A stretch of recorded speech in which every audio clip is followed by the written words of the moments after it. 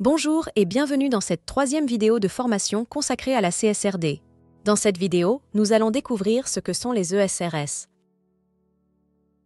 Les ESRS sont des normes européennes de reporting qui accompagnent la mise en œuvre de la CSRD, c'est-à-dire qu'elles encadrent les rapports de durabilité des entreprises. Concrètement, elles définissent les informations à divulguer, comme les indicateurs de performance et les risques climatiques, avec des objectifs alignés sur les engagements européens. Basés sur la double matérialité, les ESRS garantissent des rapports clairs, comparables et vérifiables pour les investisseurs et régulateurs. Il existe 12 standards ESRS pour structurer le reporting de durabilité sous la CSRD, répartis en 4 catégories. Les normes transverses, ESRS 1 et 2, couvrent les principes généraux et les informations de base de l'entreprise, incluant l'exercice de double matérialité. La catégorie environnement, ESRS E1 à E5, traite du climat, de la pollution, de l'eau, de la biodiversité et de l'économie circulaire.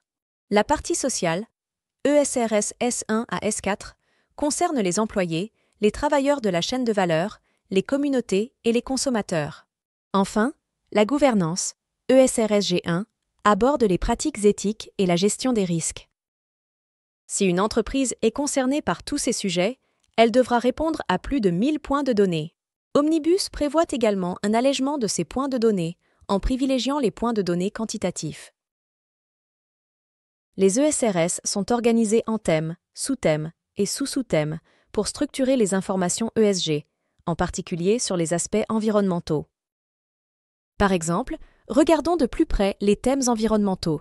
Le premier thème, changement climatique, E1, se divise en sous-thèmes, l'adaptation, l'atténuation et l'énergie, pour rendre compte des efforts face aux impacts climatiques.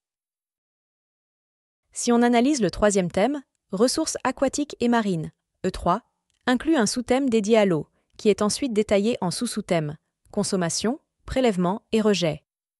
Le deuxième sous-thème, ressources marines, comprend 2 sous-sous-thèmes, rejet des eaux usées et extraction et utilisation des ressources marines.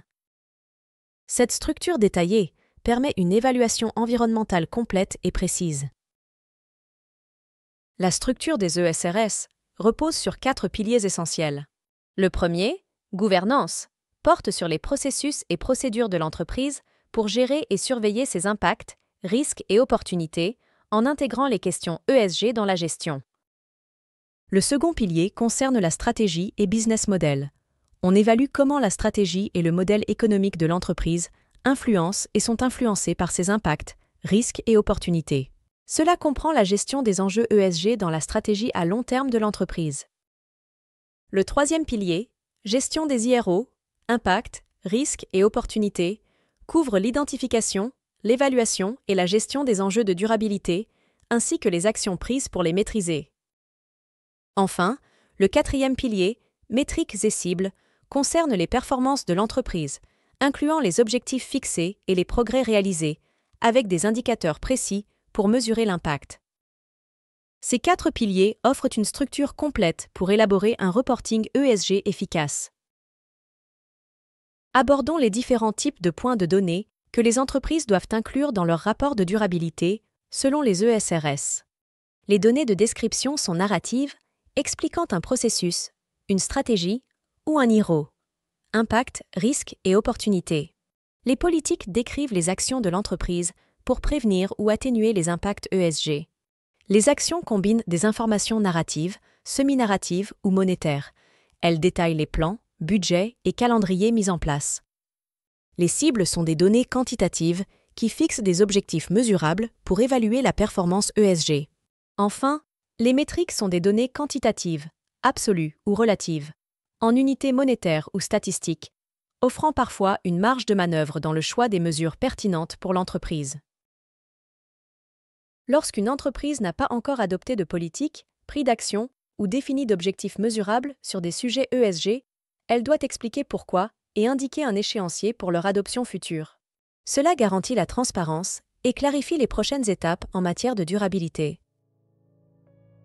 Étant donné que les ESRS permettent de comparer les performances entre entreprises et secteurs, l'adoption de ces standards représente une opportunité pour les acteurs économiques de renforcer leur réputation et de se positionner favorablement vis-à-vis de leurs parties prenantes internes et externes. Une adoption de ces nouvelles normes peut offrir des avantages concurrentiels substantiels, tout en réduisant les risques réglementaires et opérationnels.